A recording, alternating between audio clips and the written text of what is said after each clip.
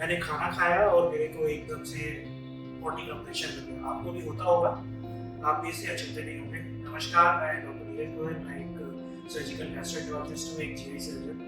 ये कोई अनकॉमन समस्या नहीं है, बल्कि मैं तो इसको समस्या बोल के गलत नाम दे रहा हूँ। आप खाना खाते ही मेरे को लैटिन का प्रेशर बनना, बॉडी का प्रेशर बनना कोई अनकॉमन चीज़ नहीं है। ये आपकी बॉडी का नॉर्मल फंक्शन है, जिसको हम गैस्ट्रोकोलिक रिफ्लेक्स बोलते हैं।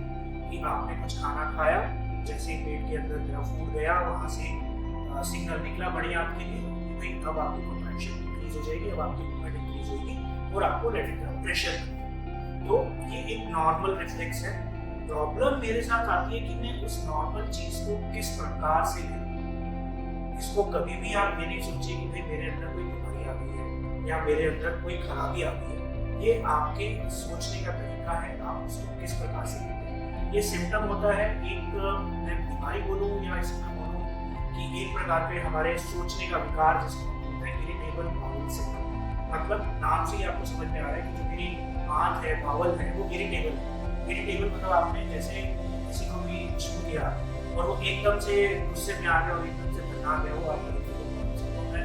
कि आपकी जो इंटेस्टाइन है, उसकी जो मूवमेंट है वो इर्रेगुलर हो गई। इर्रेगुलर से मेरा मतलब है कि भाई कभी भूख लग गई तो आपको डायरिया हो गया, या आपको दर्द होना शुरू हो गया, घट गई तो आपको कॉन्स्टिपेशन शुरू हो गया। मोटे मोटे शब्दों में मैं आपको समझा रहा हूँ कि irritable bowel syndrome it is usually और अक्सर ये रिलेटेड होता है आपके हार्मोन से। जो न्यूरो हार्मोन्स होते हैं, न्यूरो हार्मोन्स का मतलब है कि आपके ब्रेन से कुछ हार्मोन्स निकलते हैं जो आपकी गट मतलब आपके इंटेस्टाइन पे एक्ट करते हैं। और ये जो हार्मोन रिलीज होते हैं नॉर्मली होते हैं, बट इनकी सिक्रीशन इंक्रीज और डिक्रीज होती रहती है according to your emotional status.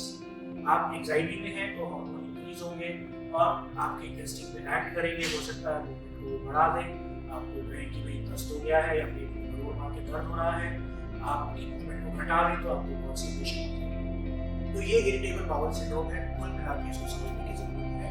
पर इरिटेबल बाउल सिंड्रोम जो है is a diagnosis of exclusion.